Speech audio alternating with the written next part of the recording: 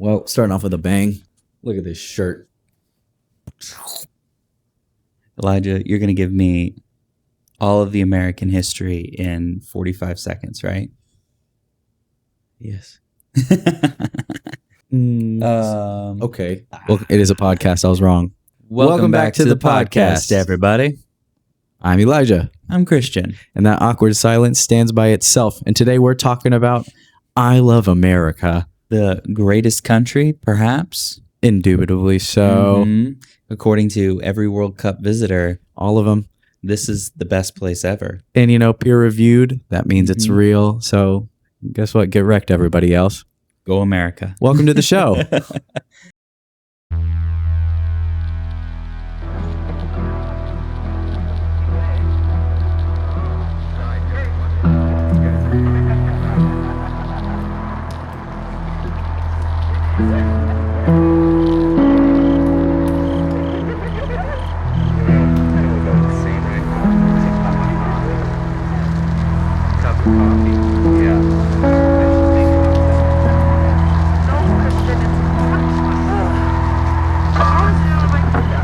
All right, everybody. We're back in the living room of my home. Elijah, myself, in America. In the US of A, bye-bye. Land of the beautiful, home of the free.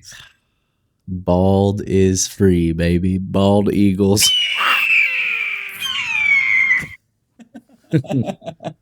Back-to-back World War champions, baby. Oh. Yeah. Anyways. I hear tell that it just might be the 250th Come on now. anniversary of this beautiful nation that we so love and adore. Yes, it is. And we had something to say about that, didn't we? We do. We do have something to say. The plain and simple fact is, I love this country, Christian. I love this country, Christian. And we all know, we're all aware that there are things that not everyone agrees with, and there are ongoings on that people have trouble with, that they are against, and there's constant bickering and back and forth, and people are split, and we don't like that. No. We don't like that at all, in fact. So today's episode is I Love America, and we're going to be walking through some historical context for Christian and everybody else. I didn't do history. He didn't do history. He did not have history class in the woods. I might be uneducated. Yeah, only a little. I did make it through college. He graduated college with honors. With honors, without going to elementary school, middle school, and most of high school. Probably more of high school than anything else. Yeah. So he's done great. Anyways, I'm going to give him a brief rundown of the revolution, and then we're going to have some things to say because we dislike the separation between peoples and the animosity that has grown and grown within the American culture. Depending on which side you are, you might hate the other side, and we disapprove of that. Both ways. Always. Multi-directionally. Might be omnidirectionally. We Einstein would be proud. He's not the guy. Speaking. Yeah. All right. Anyways. And to really kick that off, like, man, the older I get, I'm 30 years old now, right? Ooh. Good old 3-0, young man, finally an adult. And just as you go through life, you see that narrative right now in culture that's just dogging on America. Yeah, that's true. Running it through the ringer. But when you take a step back, America is awesome. Thank you, Lord. Directly and comparatively. I think Japan's starting to catch up, but that's because we're buddies right now. Friends. Yeah. Hey, you know what? Just like we talk about outside of here, good people raise others to a greater standard. Come That's on right. now. USA. But to go with that, and it's not to say that other countries aren't great or other countries can't love their country. I think they ought to. You ought to love your country, wherever you're from. And it's not for being a nationalist, right? No. It's not that. there's a pitfall in that, as well as there's a pitfall with being too into either party. Once you start to create that sharp divide into certain idea camps and people groups, you start to lose the natural tension of the beautiful disagreement of this country. Yeah. And it's too often now you go to blows immediately instead of using your words. Wow. And using your brain. And in fact, Christian and I, we love the Lord. That's obvious. I think if you've watched the pod, we love the Lord so much. We love Yahweh. Okay. Additionally, though, we're called to love people as the Bible loves people. That's which right. is not the social construct of love that has been created in this current time. No. So if people are being dumb, we will correct, because correction creates a greater standard of intimacy, of relationships, and of society. So if someone's dumb, and I mean either side of whichever spectrum you're looking at, we are gonna let it be called dumb, okay? And I'm saying dumb, however, I live by a rule. Dumb happens. Stupid is a choice. So if you're being stupid, okay, we're going to let you know. And just remember, dumb happens, stupid is a choice. So I've referenced it. I'm not mocking intellectuals or lack thereof in any capacity. All that to say, this conversation is not political, but it is for many people because they hate their country. They take it there. But that's to say, like, we're coming at this as just two guys that live in America. Yeah, we do. That loves our country. Come on now. That is glad to be an American. Proud even to be an American. Where at least I know I'm free. So we're proud of where we live. Yeah, we absolutely are. And that's the basis of this entire conversation. Because we have some thoughts on this that are deeper, and we'll get into those after the little history lesson. But I think we should begin. Begin. Okay, so I'm going to paint the picture for you. All right, Elijah. Paint the picture for you. Tell me about all of America up until this point in the couple of minutes that is allotted to you in this segment. I want to know everything, my entire lack of history background. Yes, and for anybody who's watching, we always say this. We have and we keep the right to be wrong and mess up sometimes, right? That's right. It happens. We're going to get something wrong. So if I get something wrong going off memory, don't be mad for those. And if you want to comment something, you go ahead. You can be mad in the comments. Please do. Please be mad in the comments. Comment action. Let's do that. That's fun. Please be angry in the comments. Even if you're mad. I love that. We'll probably delete anything that's awful. So be prepared for that. We'll hide it, but you're still giving us traction. Thank you. So with what few minutes I have. So this is. Oh, and mind you, we are just, again, average guys. Average guys. We're not authorities on this. No. Disclaimer. Opinions, whatever those things are that you need to say. Allegedly. So, proven factually, this is what happens. Okay. Tell me. So, we obviously know 1776. Yes. That's when the Declaration is signed. Okay. The Revolutionary War is fought from roughly 1770, I think it's 3 or 4 until 1783. Okay. But it goes back further than that. So in 1764, 1765-ish, I think it's 64, tensions are starting to rise. The colonies were just in a war, the French and Indian War, also known as the 7 Years' War, okay? Right. And that war really took a toll on Britain. So they needed money, and they needed money bad because they just funded a whole war for these colonies, right? So they need money. They introduced some taxes, okay? Most notably, I mean, everybody, not everybody, a lot of people, if you like history, specifically American history, you've heard of the Intolerable Acts. Okay. But the big one that we're going to talk about is the Stamp Act, which meant that anything paper that came into the colonies had to have a stamp, which they paid a tax on. Everybody uses paper, right? So everybody's affected by this. It's not just rich people or poor people, it's everyone. So immediately we see that there is a unification from the bottom to the top, because at this time it's not a caste system. You can make a living and move up, but socially it's a caste system in some ways. I very lightly, I say caste system very lightly. It's not that rigid. But anyways, everybody is mad about this. Yeah. Because everybody uses paper.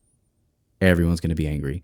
So they're getting taxed. And if you think about it, they're a colony of Britain. Britain fought a war in their colony, and they spent, I want to say it was 60 million pounds fighting the war. And I don't know what that equates to today. Hey, editor, maybe you can put that in there. Future Christian. Yep. Use Google. How many monies is 60 million pounds? In today's currency. Yes.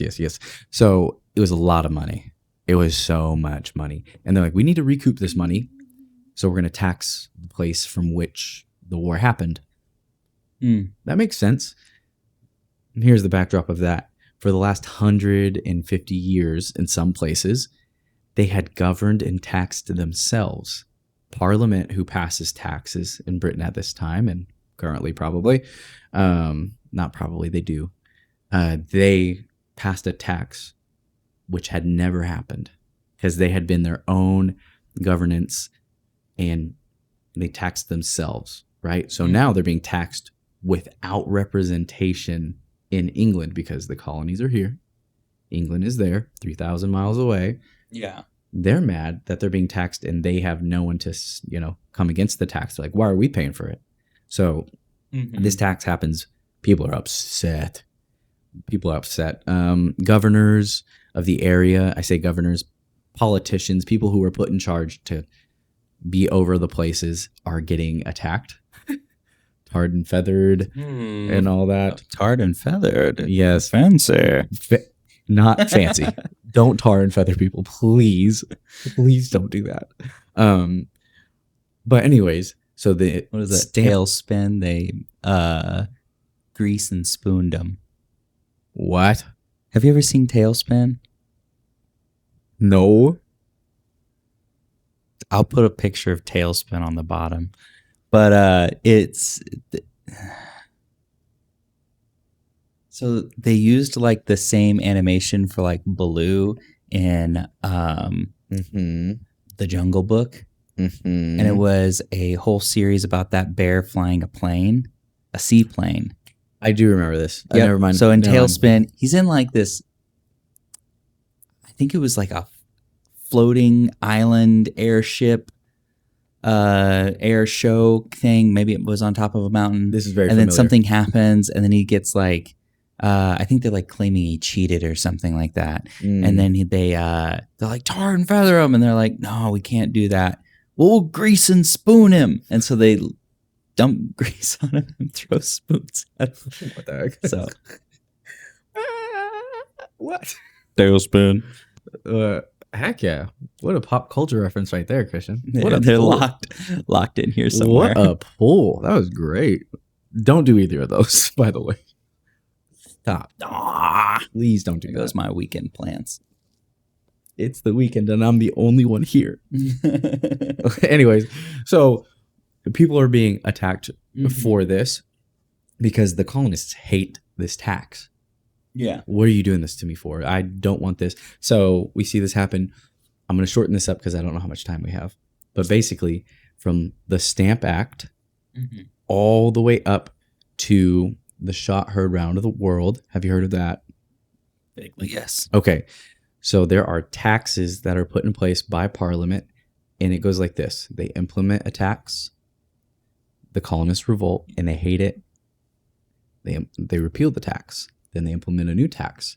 They repeal the tax until we get to the Tea Act or the Tea Tax. which we see several hundred colonists from the Sons of Liberty, which is a group that during this pre-revolution, they are in the underbelly and they're really cranking things up. They're putting out lots and lots of papers about how the colonies need to be separated, but not initially, it's not separated from the motherland, Britain. They just need to be separately governed. Yeah. They don't want to separate completely. They said we're oceans away. Yeah. They don't want to separate completely. You don't know how we live here. You're not near our people. We deserve to govern ourselves. But once we get up to the point where at the tea tax, people are ready to separate. They're ready to be done completely and cut things off with England, Britain. So the Sons of Liberty go, and we've all heard this, and they take the tea and they dump. Oh, so sorry. They dump the tea into the harbor, the Boston Harbor. Boston Tea Party. You've heard of this? God bless America. And then what's very funny, it's just a bunch of white dudes who put feathers in their hair and used coal dust to darken their skin. Oh, man.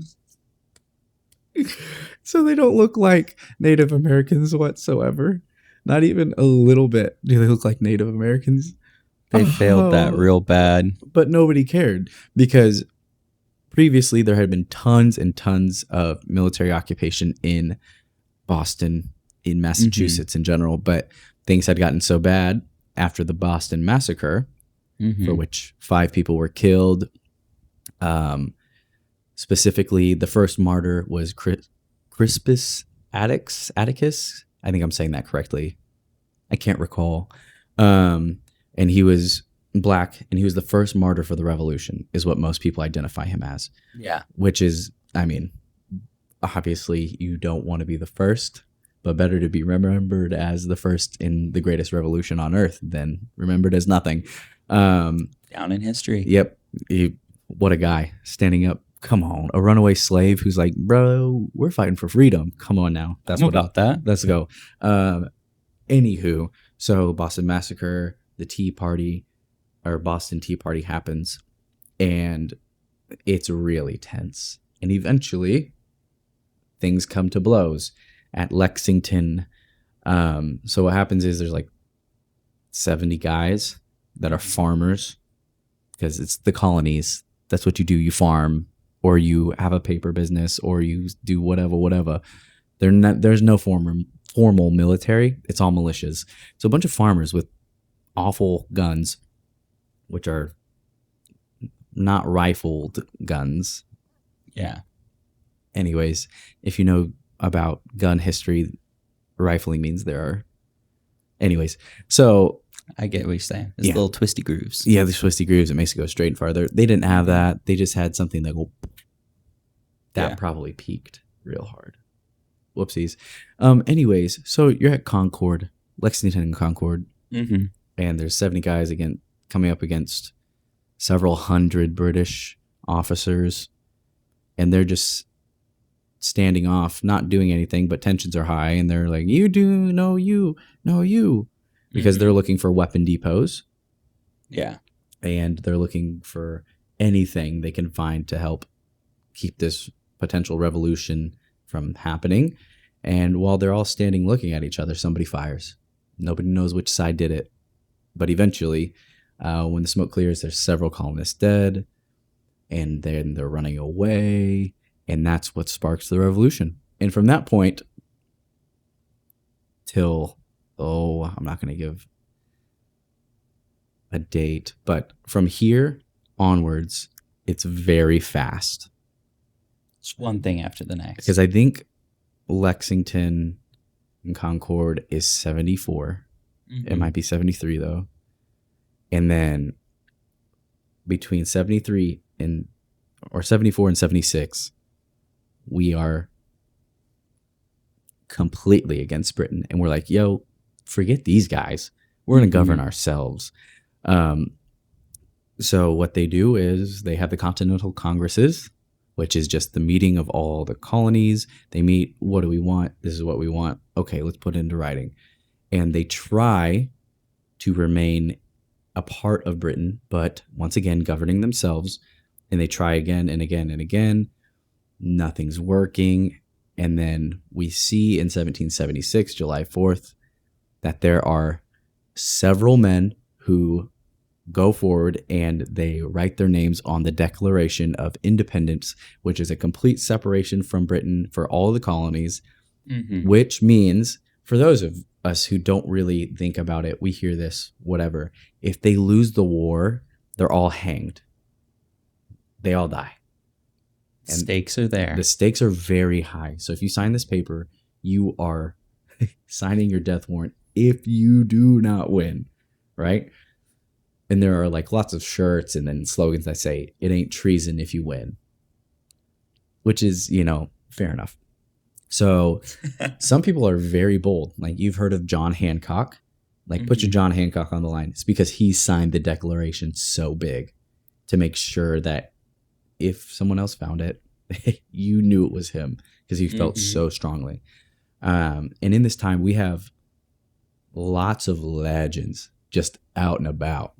I mean, Benjamin Franklin, Thomas Jefferson, George Washington, Did I say Thomas Jefferson? Yes. Okay. There's lots. Paul Revere. George Washington. So many. George Washington is such a man. Anyways, all of this to say, people often think of these guys as these old dudes who are sitting around and they're just, feeding the rabble a whole bunch of nonsense to get them riled up, which wasn't the case. Most of our founding fathers were young. They were young. How young? 20s and 30s. Benjamin Franklin was in his 50s. I'll have you have that, right? He's in his 50s. But being 30, that doesn't feel that old anymore. They're so young. Everybody's so young. They're turning a country upside down on its head, and they're young. I mean, Horatio Gates, not old. Marquis, I can't remember his name. Marquis was a teenager. He was one of the leading military forces for the colonists at this time. He was, I think, a late teenager, so 1920-ish when he came. Like these guys are young, and they're putting it on the line. And I don't know about you, but this makes me feel rather incompetent. I'm worried about. I look at my personal track record and I go, myself at that age, personally, I was young and stupid. We might have had the gusto they had, but they were so well thought. Like I didn't mention John Adams. One of the best thinkers of the time, as far as a logical argument for why the colonies should be separated from Britain. And he was there. He was 29 and a lawyer in one of the most liked figures pre-revolution and post-revolution. It wasn't just like it ended, but he was 29 when things were really starting to kick off. Young. Dang. And he's doing all of this stuff. Anyways, that's just to say people were young. It wasn't that it was all gusto, no thought. There were some real thinkers in that time and in that age, and they pushed the limit of what could happen, and they found success in it. And people will have their own opinions. There are men of the age that occur and they stand out in history. A lot of these guys were those archetypes. Yeah. I mean, George Washington, one of the greatest to ever do it. One of the greatest to strap him up. I think he's just so iconic because he does so well, amazing through everything. Everyone's like, you're the greatest there's ever been. His approval rating was just 100% probably. 100%. Not like, in England, though. all across the board. And then he goes, yeah, so if you guys like me a lot, but I'm kind of done and we can't just make this a kingship, so I'm going to force you to do an election. Peace out. And then he goes back to his farm. What a guy. What a legend. The king at that time heard this. I don't know if you know this. Perhaps you do. No. The king heard that George Washington, after the war, after he just lost a war to Washington, he heard that he was stepping down and going back to being a farmer. And he said, if he does this, he's the greatest man to ever live. There you go. That's a real thing. Greatest man that ever lived? Greatest. George Washington. Jesus, George Washington. Well, obviously.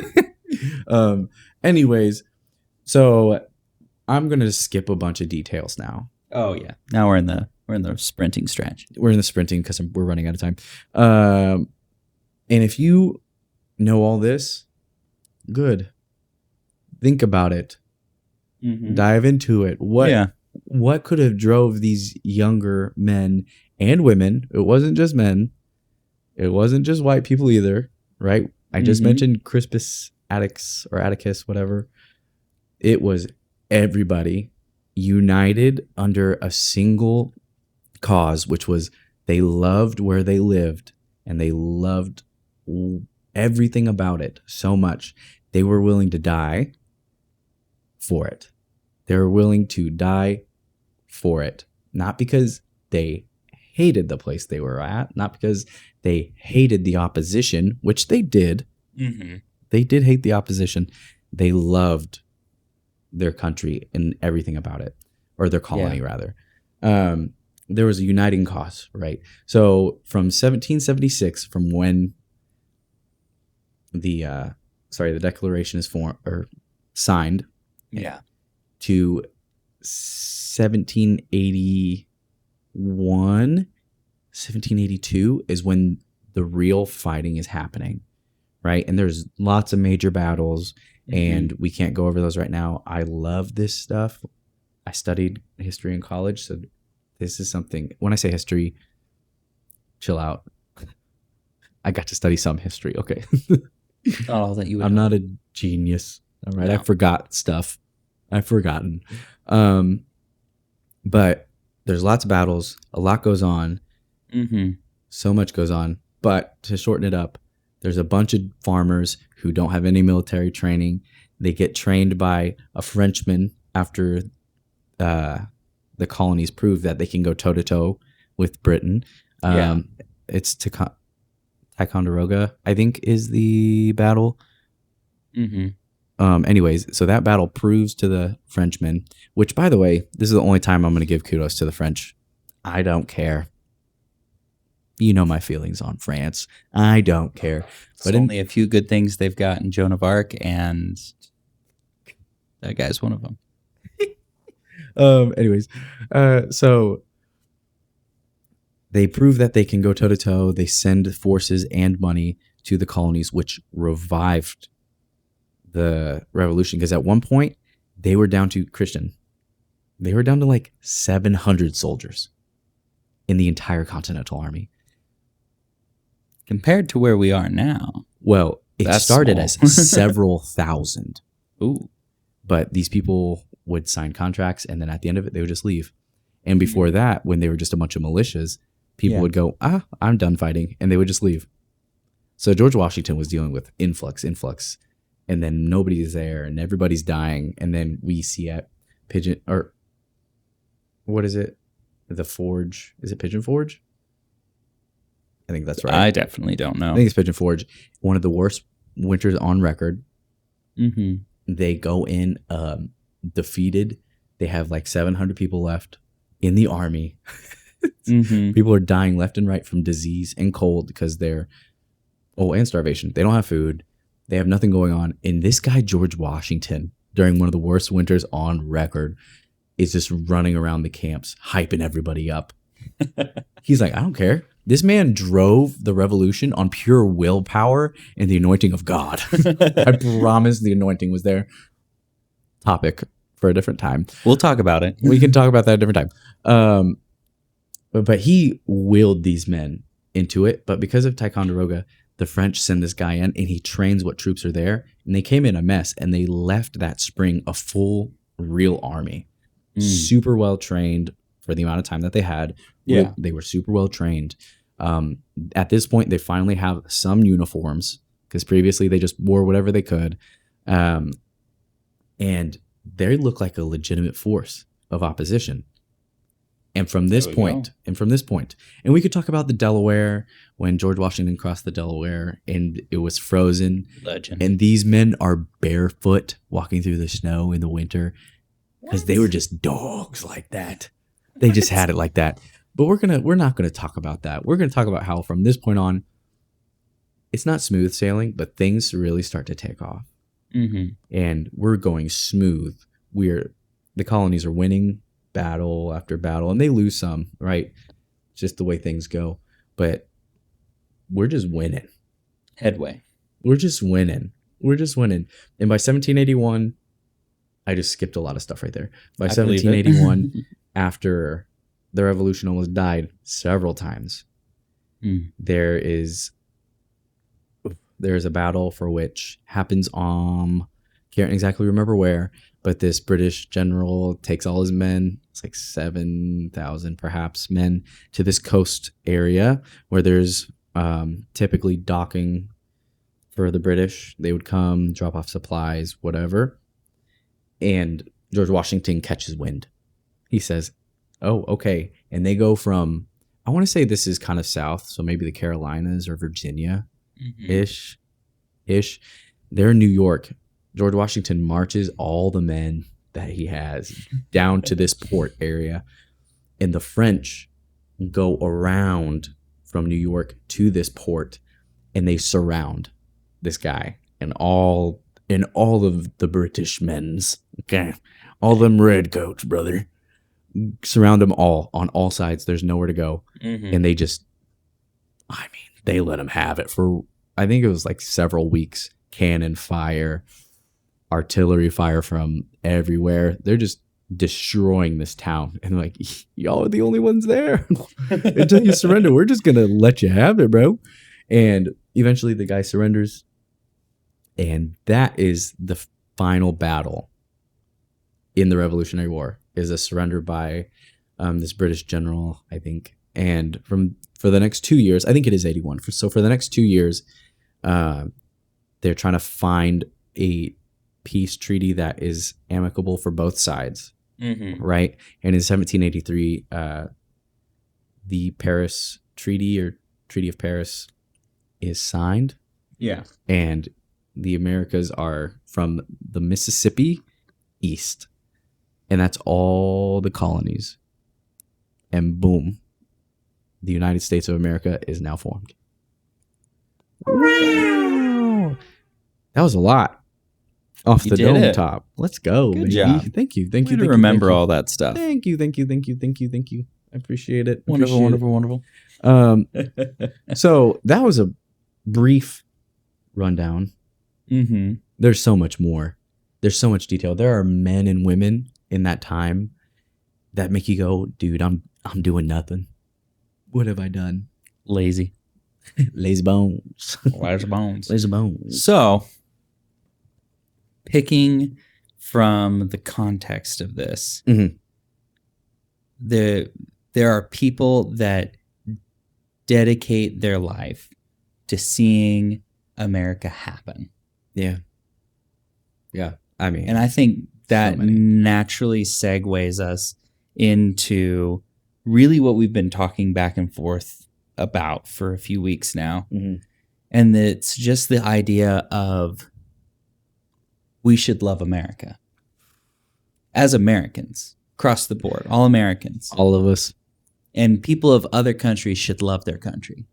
That's true. But we're in America, so we're going to talk about us. Yeah. We're not ethnocentric. We are not. We're not. But we are talking about America because 250. 250, babe. 250. Come on now. All right. So with that context laying out, though, some of the things that just stand out to me, right? You know, there's this idea of like, you know, what's worth living for? People look for things worth living for, right? Yeah. They try and find something that's worth putting their life for and living for, right? Mm-hmm. My question is, what's worth dying for? And I mean the long game. What's worth sacrificing your otherwise ambitions for? Yeah. Giving up what you wanted life to look like for. Putting to death your dreams for a greater cause. Yeah. Mm. That's what's been rolling around in my head. That's a good question. I don't have an answer for you. So for us, like, we're believers. So obviously it's seeing the kingdom come, the kingdom of the Lord. Of course. And all the nature and things to do with that. Mhm. But then also like seeing the good come about in the environments around us, right? I want America to thrive because it's the place I live. I want my town and my city to thrive. I want the places that I work and go to thrive, right? Yeah. I want my family to thrive. Yes. And if there's one thing being a dad teaches me more than anything else, is that this is what I'm dying for. That's very good. Yeah. Every day. Like, I don't play video games like I would anymore. I hung up my hobbies and set them aside. Yes. There are things I would like to do, stuff I would like to throw cash at, right? And other stuff like that, spend my time at. But it's like, none of that's worth living or dying for. Right. Compared to making a future for my kid. Yeah.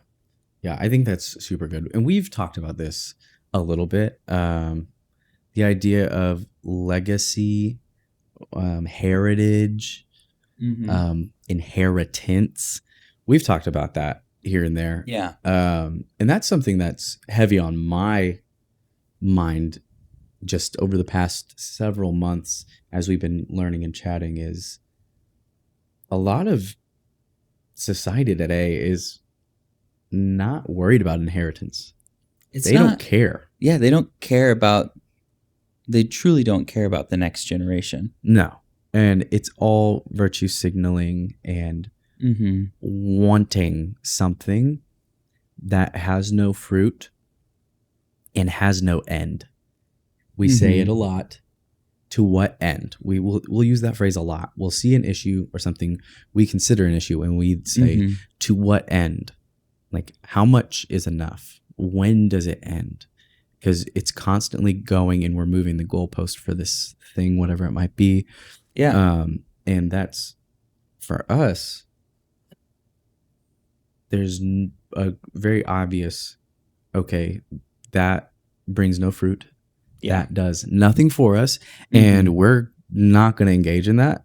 Yeah. Because we're worried about what am I leaving behind for my kid? Yeah. I mean, the Bible says a righteous man leaves an inheritance for the third and fourth generation. Right. And if you're constantly spend, or doing things that are just a detriment to your own family and your kids, you miss the mark. And we're not here to condemn, but we are here to let you know you're wrong. Yeah. Well, it's like there needs to be a sober reflection on life, right? Where it's like, earnestly, what country am I leaving behind for my kids?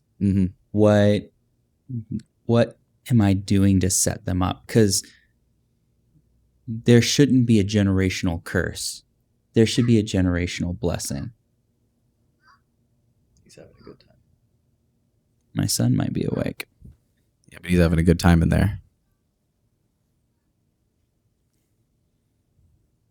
There he is. He's having fun. This entire time I've just been thinking, oh, he's asking for Elijah. Whoa. Talk about a huge W right there. Sacrifice for my son. What do I do? What do I get? Him asking for Elijah. He's so far away. Come on, bud. Uh-oh, here he comes. Here he comes. Here he comes. Ah. Hey, buddy. How was your nap? Did you have a good nap? Are you having fun? Yeah. Yeah. Do you like my fork? Do you want to say something? It's a microphone. Yeah. You do your roar. Dinosaur roar? Dinosaur roar. Oh, you just woke up, so you're not feeling that. Do you want to okay. snuggle? Daddy. Yeah. Tired Did you boy. Did you have good dreams? Yeah. Did you sleep good? No. Well, we might end up having to finish this when the girls get here. Perhaps. But closing thoughts before we do our ad break? Oh, I have no thoughts. Here's the ad break. So shout out. Shout out to our friends. Friends of the pod. Thanks. Yep. We appreciate you guys so much. All that you do, keeping us caffeinated. I'm talking to you, Graham. Heck yeah. Oh, yeah. Heck yeah. Oh, and we might have something special with Graham here soon. That'd be neat. That'd be neat. That'd be that neat. thing that we were talking about? That one thing. That's going to look really cool. It could. No spoilers. Uh-huh. It could be. The best ever. It could be. All right. We also have a new friend of the show that we put down there. Finding the Family is a recovery ministry that helps families coming out of addiction. So they're really awesome. You should check them out. Yeah. They do incredible things. They're wonderful. And shout out to our friends over at Pure Threads. Thank you for having great gear for us to put on and wear and show all of our friends of this show. This is not one of their shirts. However, if they made one like this, I would buy it. You would. And then shout out to Roken Studios, our favorite videography and editing creatives over there. Thank you guys so much for being friends of the show. And let's snap back to real time. Elijah, it's only been minutes, right? He's a liar. Don't listen to him anymore. Stop listening to the podcast. Nothing he says is true. By my co-host. No. Well, at least it was for lying. There are worse things to be canceled over. That's facts. That's facts. Definitely. One thing you don't want to do is cancel. I got nothing. And we're back after that really quick, short ad break, Christian. That was only minutes long. Simply minutes. An egg timer could have gotten that one done. Really long egg timer. Big egg timer. Big egg timer. It would have to be bigger. Yeah. All right. What were we talking about before we left? This is we were in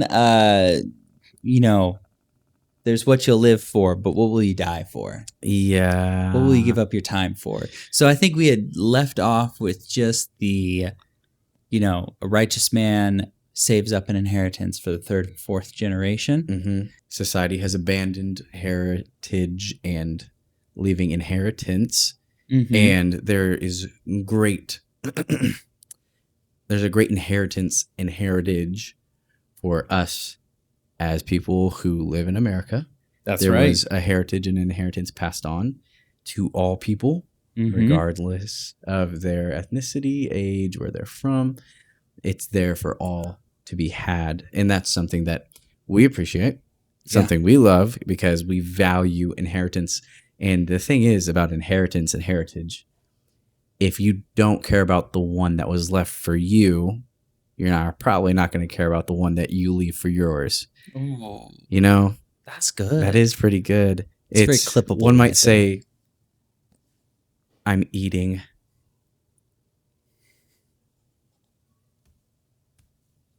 One might.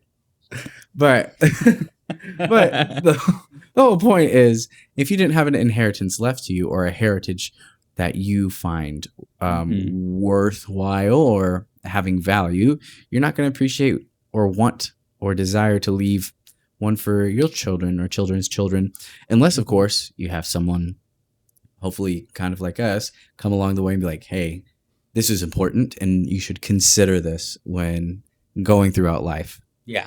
And so when we look at leaving on or leaving a inheritance for the next generations, the immediate thought that you would go for is financial, right? You're thinking about, I left the house or these resources to the next generation.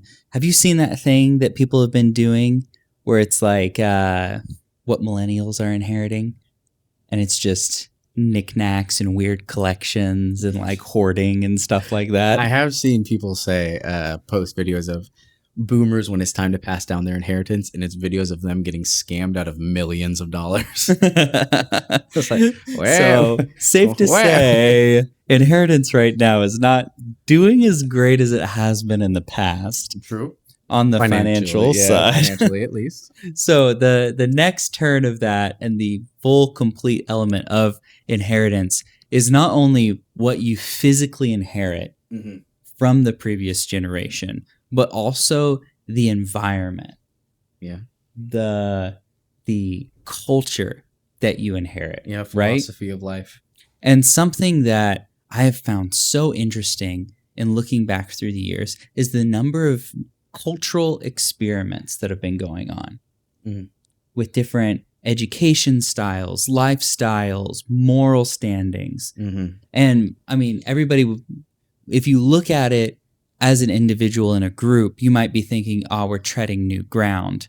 But really, there's been a lot of trying new things culturally. I mean, in the parenting sphere, you have your gentle parenting, you have your like strict parenting, you have your iPad kids, you have your anti-iPad kids, you have people going back to farm and homesteading, all of those things, right? So there's a whole variety of stuff going on. I think about my own upbringing being very experimental of its time, and it seems new and all those things, but it's really like, as a culture, we've been trying a lot of new things, and not all of them have been working out. And truly, and we've spoke about this, if we're being honest, it's not new. Yeah. It's new to us with really a different font.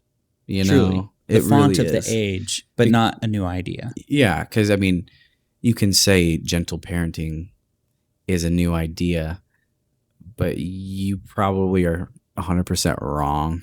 There's too much humanity have gone past between the beginning of humanity to now for you to think gentle parenting is fresh and new. Yeah. You're probably incorrect. Times were just harder then. Yeah. Not that there weren't parents or people wanting to practice that style. And there's like cultural stuff that goes along the way. Like obviously humanity and its culture has changed over time, and the things that we have available to us have changed.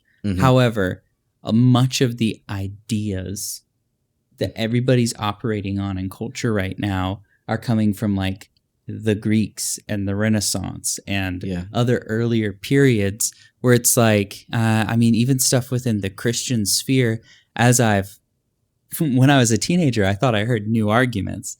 As an adult, all I've realized is that we've been hashing out the same thing for thousands of years. Thousands of them.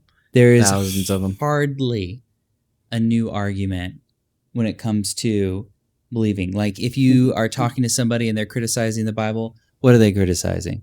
They're talking about inconsistent. There are variables within the text. It's a translation of a translation. It's a translation of a translation. We go on. There's the whole argument that God did a genocide when Joshua went into the land and all that stuff, and learning about how wartime texts were written in that period and the nature of writing to exaggerate and all that stuff. So it's like any one of these topics, you can go out there and find an educated answer for these things.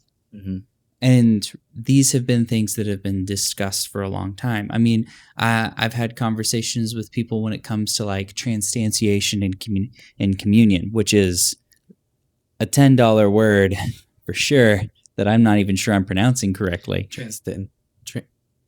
It's difficult.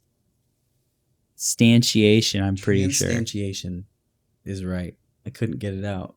Yeah. Continue, sorry. So it's like there are debates that have happened in biblical environments, but also like cultural environments, right? How economies should be run, whether or not it's governance of the people versus governance of representative or kingships and things like that.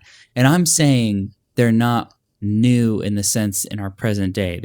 America's been around for 250 years. 250, baby. Yeah. So we've had this form of government for a long time, and a lot of the debates around it have been going on for longer than you or I. Yeah. So when we look at our present generation, like people trying to do the communist socialist thing, that's been going for a while. And it's never worked once. It really hasn't. You can't tell me that it has. You can't tell me how. We're gonna skip that. We'll get into economies of scale. Going. We'll get into economies of scale. C.S. Lewis has a great quote on this.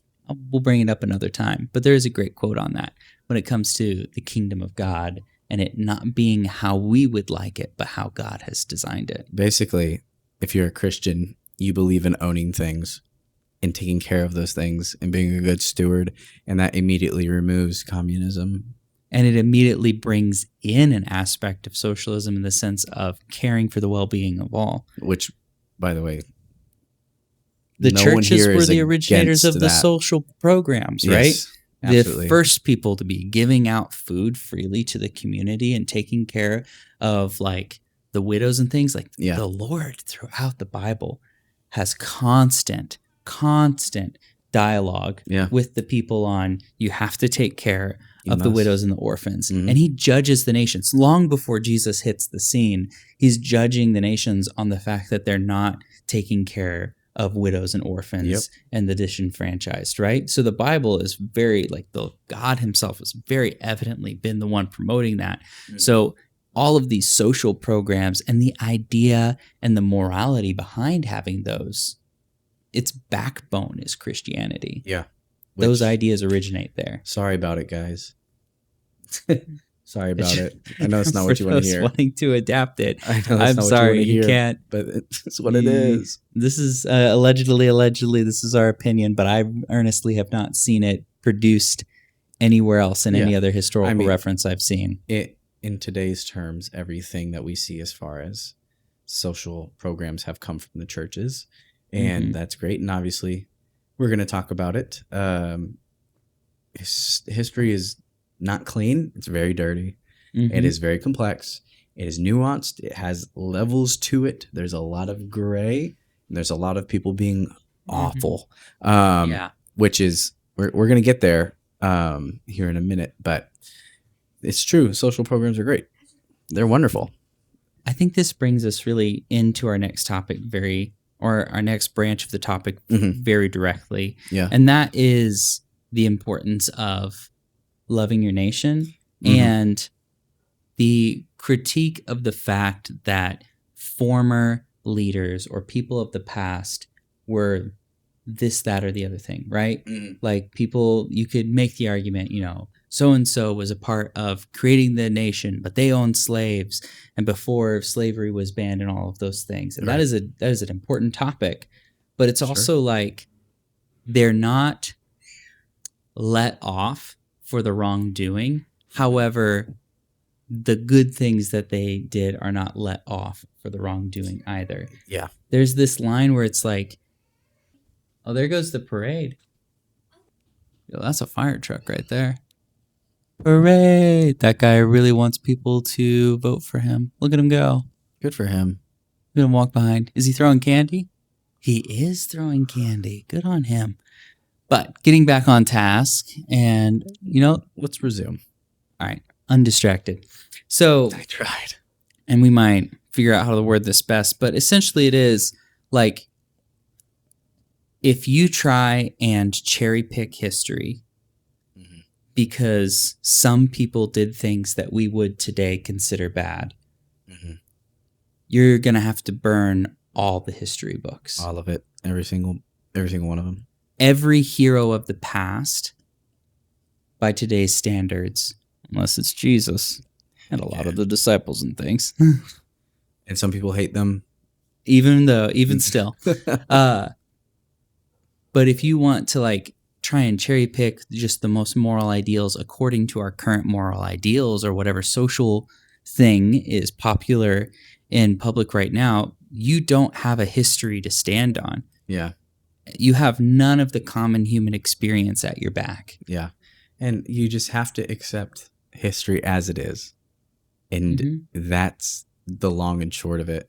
You see what happened. You look at the good and the bad. And there is no sanitizing. sanitizing history is only going to make you angry with your current climate, no matter what, because you're going to look and say, look how perfect it was, blah, blah, blah, blah. Wrong-o. It was never perfect. It was great in certain aspects. Certain things were great, fantastic. But when you sanitize history, you lose the humanity within, and you stop seeing the mistakes they made, and then you're just going to repeat them. Yeah. And that's the most criminal part of today is, I mean, I saw it back when I was in middle school. They started sanitizing some parts of history. I'll keep it level. Very, like, I'm not going to tell you what, because that'll just make people angry. But pointlessly. Yeah. They were sanitizing things that were, or people groups and things that was like, man, this is an important thing to know. Because when you lose this aspect, you forget why this happened and this happened after that. If you take that away, it just looks like, oh, these people are disgusting and they went and did this and this for no reason. It's like, hey, usually in history, things happen and then things happen because of that. You know? Yeah. Actions have consequences, and consequences is a neutral word. And we often take it as being, okay, we're going to have to pause. I see George Washington on a float right now. Go George. He's crossing the Delaware. I wish y'all could see this. Come on now. That's a lot of That's flags. what I'm talking about. That's every version of the flag. Let's go. You would talk about USA, USA, baby. Back-to-back World War champions, baby. What you know, huh? There's literally a parade happening right now right outside. Of my house. We're kind of distracted. Yeah, but just a little bit. When we sanitize history, you lose all the growth that happened. And all you see is the good, and then you hate where you're at. So right now, people are disgusted. And the big one, and I don't care. We can cut this later if we have to. The big one for us is people getting called racist constantly, which takes away from the great harm that real racism has and is still going on, by the way. Is there racism in America? Yes. But I'm breaking news. There's racism outside of America. Every country has it. Most places outside of the United States are even more racist. Even more racist. Yeah. They just happen to be racist to different flavors of people. You know? So for this, it's like, hey, realize it happened. Don't forget the value of that word and of that practice. And when I say value, I mean the great harm. Yeah. And like, it was not valuable. It was bad, but it had such a great weight.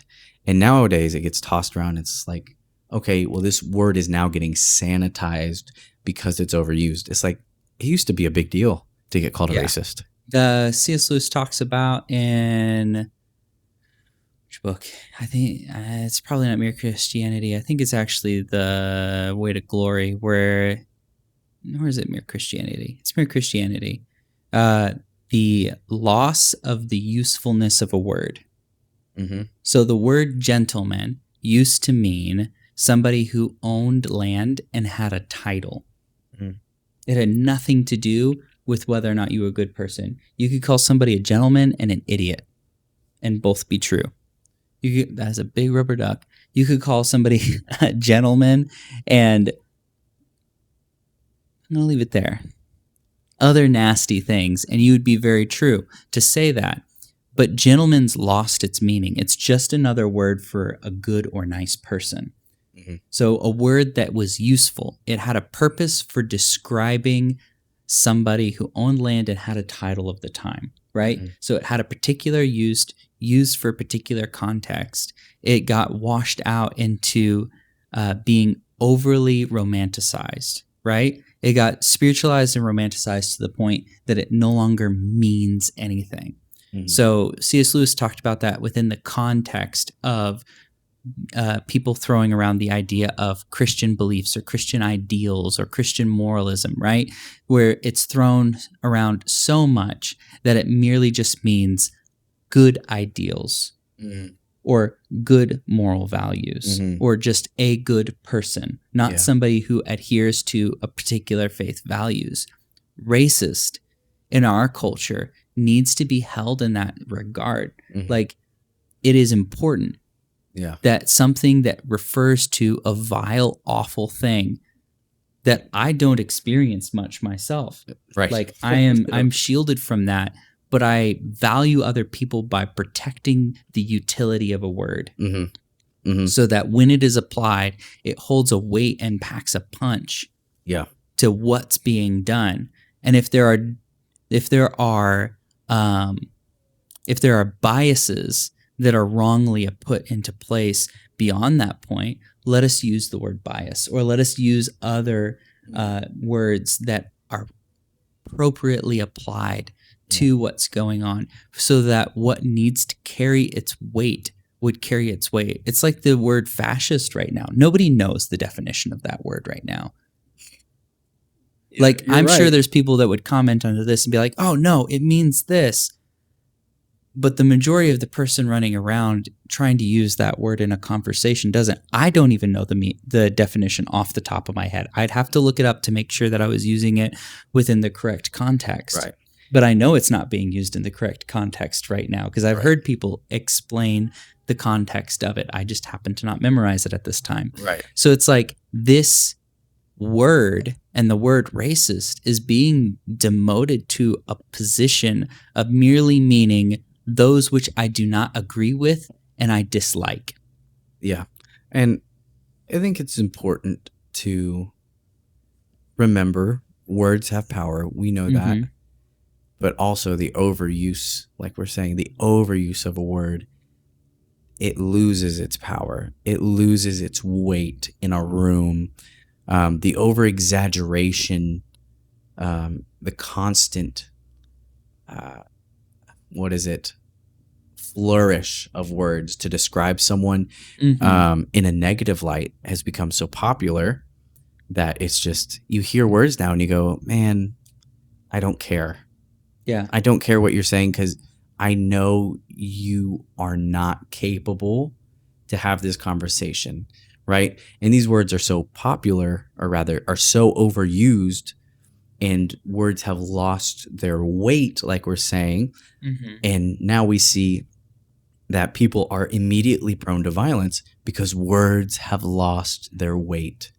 There's no longer any good interactions of communication on the street level. You know what I mean? So if I were to go out into the street and be like, okay, let's have a conversation about this really heavy topic, not many people can sit there and use their words correctly to describe their emotions and their reasoning for what they're feeling and towards that topic. And it immediately becomes yelling and aggressive and threatening. And it's like, hey, why are we doing this? We're doing this because we've lost touch with the language that we're using, and we need to pull it back, because I mean, this ties into inheritance and heritage as well. Yeah. So like when we get into talking about loving America, we're not talking about loving a party. We're not talking about loving an idea of America. We're talking about valuing the law and the way that our land is kept, run, and organized, that allows for us to have a multiplicity of ideas that get to be shared. A multicultural environment is beautiful. And there's been a natural tension in our culture, because when you have a multicultural environment that is governed, there's going to be tension amongst the cultures present in it. Yeah. And that has to be held sacredly. That has to be held in a cherished way. Yeah. Because the commonality of morality is that there are moral standards that multiple cultures can adhere to at the same time, while still being culturally different in the expression of how they enjoy music, how they do their appearance, how they conduct a wedding, or other things like that, as far as the cultural beats within that. But the moral standing of how others ought to be treated in things, that's a baseline, right? So the love that we have for America is really, really capitalized in describing. When you see everybody that's been coming over for it's the World Cup, right? World Cup, baby. World Cup. USA. We're gonna win so good, I bet. I have not been keeping up with it. We're playing well. We're playing well. As of recording this, we're playing well. I love that. But looking at the World Cup and just looking at what people are saying visiting America, they're like, you have a beautiful country. You are so well off with all this food. I was listening to a French guy talk about how you could just go down to the supermarket and literally get a pair of pants and a sandwich in the same store. And as an American, I'm like, well, yeah. Yeah. Why wouldn't I be able to? Walmarts are everywhere. You know? Yeah, they are. But then that guy being like, nah, if I need 5 different things, I'm going to 4 different stores. As an American, I go, why would I ever do that? Disgusting. One and done. I want in, I want out, and I want to get everything that I got. And that is an American mindset of ours because of the privileged environment that we live in. But that privilege, no freedom and privilege is free. Yeah. They are easily lost and hard to regain. Yep. We can give up something. Whole episode on that. Oh yeah, because you can give up a freedom in a day, but it takes blood, sweat, and tears to get it back. That's right. And so there's a lot of things going on in our culture, whether it's the flock camera things or anything else, or certain religious groups trying to establish cities and such in this area, in Texas and things like that. And the reality is, like, love America enough to fight for what makes America amazing. Right. And it's not a party. It's not the whole make America great again. No. America has always been great. It has maintained being great. It has maintained being a place where we can argue about whether or not it's great. And that is great. Yeah, that's true. This country is beautiful. It is beautiful. And you've said it, and we're talking about it. What makes America beautiful? Why love it? It starts with, well, in yourself. If you said it a lot, I'm going to take your line and say it now. This is Christians, so it's very good. You can never build what you hate. So if you hate America, you're never going to build it up to make it better. If you love America and you love the people, that gives you the opportunity to make it great. Because someone that hates something is only going to tear it down. That's right. And if you get down to the bare bones of America and you take away everything that would be resistance to your ideals, there's nothing left. It's you and your moral victories with nothing to show for it but a broken system and a broken country. Yeah. And we are of the ilk that you have to love everyone. If you don't love where you're at, and I mean, when I say love, I mean have an appreciation. You can be someone that wants to move because you don't love the area, etc., etc. Like, there are reasons to not want to be where you're at for whatever reason. But if you're someone that just hates the area because, oh, I'm a complainer, or, oh, I've seen social pressures for this, or, oh, everybody just hates on the place they live, like the place that I'm from. The people are always saying, oh, this place sucks. This place sucks. I disagree. I love my city. I love my city. I've been to many other cities. Yeah. And I like mine more. Do I understand the issues that our city has? Absolutely. Yeah. Racist. It's not. Yeah. It's not that. It's not that I don't see the problems. It's that I understand that the people in it are beautiful and they're God breathed. They are created in his image. Exactly. And there is beauty all around the city. But if you only look at the negative and you're only negative towards where you're at, you are just going to have a deep-seated rot within your bones. And you're never, and when I say never, you will never, ever be at peace or at rest where you live. No matter where you move, you can move somewhere else. It won't be good enough because you have such a deep-seated resentment towards where you lived, which will transfer over to where you currently live, because you'll just start finding and nitpicking, going through those same old practices about destroying where you're from. So number one, you got to love where you're from. You got to love the people where you're at. And go ahead. Let's take a moment to define what we mean by love. It is not to only have affectionate or strong feelings towards America. because I do not always have affectionate or strong feelings towards America That's or the facts. people in my life That's facts. or for my own self.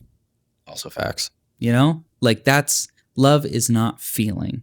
It is not a butterfly feeling. It is not a momentary spark. Mm-hmm. Love is an intentional, long choice of wishing and doing the best for the other person because you value and cherish that they are them. Yes. I do not love my wife by manufacturing or believing that I can manufacturing strong feelings for her. Right. But I act in the ways of love, of building up, of cherishing, of protecting, of choosing to put that other person first, right? So when I'm saying love America, I'm saying value and protect its value. Yeah. Treat it like a precious loved one that you want to see flourish and grow. It is wishing the best for the other person. Yeah. Absolutely. I agree wholeheartedly. And if you're treating it like someone you love, I don't agree. Like, I love my siblings. I love all my siblings. I do not agree with some of the decisions they make. And you know what's crazy? It doesn't change my immediate love for them or my long-standing desire to love them, right? Yeah. It's not going to change that. Having a disagreement doesn't determine love in its output, right? But if you don't love someone, like let's say you don't love America, and you see all these issues and that's all you see, and everybody's a racist, everybody's a bigot, everybody's this. There are people like that. But when you think like that, you're going to miss out on the beauty and you're going to miss out on the breathtaking joy and love from others and to others. When you think like this, there's no building up. So if America's somebody you hate and you're just tearing her down and you're like, oh, these are all the issues. Well, you're never going to fix those issues. No. You're only going to tear it all down, like I said. And guess what? Those issues are going to be magnified. They're going to blow up in your face. You love the country, so you try to fix the country. And that's not like this sense of like you love a person, so you're going to try and fix them. No. But it's that idea like within the context of a cultural environment that we're in, right? There's wrong things that are happening. People go hungry. People go without shelter.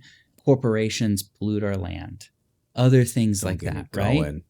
Yeah. There are things that ought to be changed for the care and the well-being of the blessed resources that we've been given. Right. And so I think like getting into the dichotomy between loving something and hating something, just as you're saying, Elijah, like to hate something is to always desire to do the other person down, to undermine them, to cut them short, to sabotage anything that they do.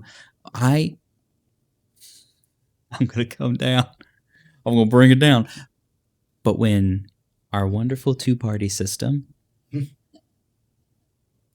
can't even get the good things done, right? The common good things done, because the only goal of one group to the other is to undermine that other group by all means possible, regardless of whether or not they're working towards something that is a common good goal, but it has to be done in my group's standard and way. If we're not the one that wins, nobody wins. That is pure, unadulterated stupidity. Say it again. Through and through. And I am certain that every American is in such agreement. We're like, why shouldn't these common sense things just get done? Yeah. When there's this system that is, detrimental towards itself, it comes down to the constituents, us, to go, you know what? I love this country enough to care, to have, and this is the crazy part, difficult conversations with people I don't agree with, and us be able to sit there and hash it out. And we've lost the art of conversation, and we only talk to people that we agree with. And you can talk to people you agree with. That's great. But you're not going to expand your horizons, your thinking, and your tolerance to resistance to your idea won't grow if you're in an echo chamber, right? Yep. If you're constantly in an echo chamber, and that's what politic conversations have come down to. I think that's where we were headed was, Yeah. Oh, okay. Was that the two-party system, and if you are a full believer in the two-party system, you're likely in the echo chamber, right? Yeah. And we're not going to tear you down. We're going to say, if you can't handle a conversation with someone that's not in your system, it's not a part of your thinking, you have in fact lost the plot. Yeah. You've lost the plot. And that's because like if the only way for you to back your ideas is through emotional aggression and violence on either side. both. I've talked to people Both. from either side that have digressed into toddler-like behavior because they didn't get their way through the conversation. And let me reemphasize both sides of that kind of argument. So if you're in that place, you got to take a step back because it's like nothing works if you can't have a conversation. We are a linguistic-based people. Yeah. All human beings operate this way. We run on ideas. We're not fighting people. We're fighting ideas. Yeah. Yeah. And we've talked about that, how the average person has mentally and socially regressed to that of like a third grader. And I don't have the study, and I don't remember where I saw the study, but we talked about that in a previous episode. And this is very clear in any conversation that you have with someone today. And the whole point, it's like, guys, I thought this was the I Love America episode. I thought this was going to be history and hee-haw and yee-haw. And it is, but also there are points of pressure in our own hearts that's like, man, I can't stand this. And if we have the opportunity, certainly we could reach out and perhaps go ahead and speak into somebody else's life and be like, yo, let's chill out. Let's settle freaking down. It's not that serious. It's that serious, but it's not that serious. Yeah. Well, it's like, it's the sobering moment, right? When you look at something plainly and clearly for all of its good or all of its bad, and you just soberly look at what's in front of you, your ideals and the fruit thereof, and to see if they are cognitively congruent across the board, right? Right. Do all of your opinions create a cohesive thought, or do you have isolated opinions that if you actually set them down next to each other, they would be in conflict? Are you mentally in conflict because you're not thinking across the board of your ideals, right? If you're not thinking across the board of all of these different opinions and feelings, right? Because there are some people that are like, man, I support the environment doing well, but then they're also out here saying, but I also like this one corporation that's totally destroying everybody. Please. There may be a disconnect in your value system. Right. And it's, once again, everything we say, this whole podcast is about starting the conversation within yourself of where do I need to change something? Because it's not like we're constantly growing, and we reserve the right to change our opinion. We reserve the right to change our lives as we see fit, as the Lord leads us. And we will never give that up. If you are, and this is, I'm getting somewhere, if you are against people changing their minds and changing their opinions, you need to be looking inwardly a little more. You need to lay out yourself metaphorically and look at the landscape of your heart. Yeah. Because you are just like any other person throughout history. You're not that special, that you're not like someone else. You're not that special. You're not that smart. You're not that handsome. You're not that funny. A great quote from a great man. Yeah. He meant well. And that's all to say, like, bringing this full circle back around to what are you willing to die for? Right? What are you willing to sacrifice your time in life for, Yeah. to see the good come out of it. Mm. So when you bring that, when you tie in inheritance and everything, this is the hope that we end with. Mhm. This is the hope that we wrap everything up in a bow with, right? America is awesome. Freaking sick.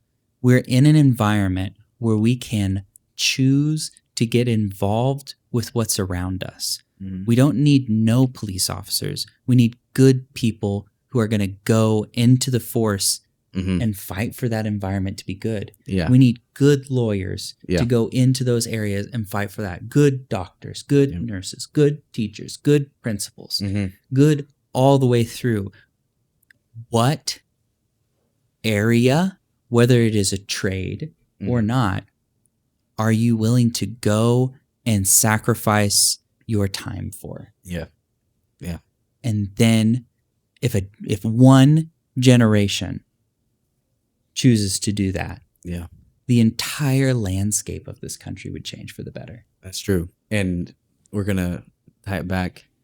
There was we talked about him at the beginning, George Washington. Mm-hmm. He was the machine, the engine within the machine, rather. big dog. The big dog. He was the engine in the machine of the revolution that refused to quit even when others had refused to quit. He set the standard morally, and you would say, how could he? He was doing all this and this and this. Once again, you can't sanitize history. Mm-hmm. You can't. But he set the standard of how he wanted to get things done, and he held it, and other people rose to the occasion. Be the person that raises the level. Be the thermostat in the room, right? We don't want to be thermometers. Be the thermostat in the room and be willing to go and be that person when no one else is doing it. Yep. When no one else is willing to do it, when they're not sacrificing, they're not. It doesn't matter what other people are doing. You are the one in charge of your life, and you can rise above whatever nonsense is going on. Exactly. And believers, as we say so often, Mhm. nobody else is standing at that judgment seat with you. You're so alone. Only Jesus is there. The one whose eyes burn with fire looking at you. Praise the Lord. Oh, that's going to be scary. Yeah. Anyway, so what matters is, what are you doing? Yeah. So like, I know that I disagree with so many takes from so many people that are probably going to watch this. We're not going to align in every way. That's okay. But the one place that we all need to align is, if you are going to say you believe it, put your money where your mouth is and go do it. Right. If you're going to bring up something that's going on in America, the beautiful, that needs to be changed, then go do it. Yeah. Yeah. And be able to communicate why you're doing what you're doing. Don't just, I'm doing this, and then be someone who is all action, no logic. I want to be able to have a conversation with you. Yeah. I see you're so passionate. I see the spark of the divine in you because you're so passionate about this thing. I love that. Walk me through it. Don't yell at me, because I promise I'm not going to yell back. Exactly. I promise I'm not going to yell back. Don't yell at me. Walk me through your thinking. Walk me through how you've gotten to this point. Help me to see it. And I might not change my opinion. I probably won't change my opinion in that moment, but I get to mull it over now. I get to think about what's been said, this argument or this logical conversation. I go, wow, I can appreciate this and this, and I can take that and apply it now to myself. Be willing to have a conversation about why you're doing what you're doing. If you can't do that, then there is no hope for whatever you're wanting. And goodness, let exact language be exact language. Yeah. Yeah. Let what you mean what you say what you mean. Yes. Let words mean what they mean. Yes. Let language hold value once again. Good old Webster's working hard. Yeah, Webster's working hard. Webster, read a book. Find more words. Honestly, that's a great take. Yes. There might be a short coming out not too long about that. I have another short that I'm thinking about. Man, there's going to be so many shorts. Yeah, they're going to be good. Man, it's almost like people should like, subscribe, comment, and follow and comment. Share. Yeah. Anyways, so love where you're at. Love your country. Recognize the faults. but recognize the faults of everyone and move forward knowing that you can make a change in your immediate area, right? Your neighborhood, you can make an impact and let it be a great impact. Get involved with your city council. Get involved with your city council. Be growing in language, be growing in thought processes, be growing in what you read. Go talk to someone outside of your stratosphere and ask them what they think. That does not agree with your current ideas. Right. Do these things. And I'm saying that to me as well, right? We're still growing in this. But it's the 250th. Every country's got problems. But we live in the best one, baby. Back-to-back World War champions. We've got the best problems. We've got the best solutions. We got the best it's people. It's going to be huge. It's going to be amazing. It's amazing. Everybody's saying it's amazing. We're not working on our impersonations. We're not going to do that. I've never been good at that. Never. But thank you guys for listening. We appreciate you guys so much. Christian, any last thoughts? Man, I think we'll catch him next time, and love your neighbor as yourself. Yeah, absolutely. Go celebrate July 4th, and we'll see you next time as we're all learning how to human being. Yeah.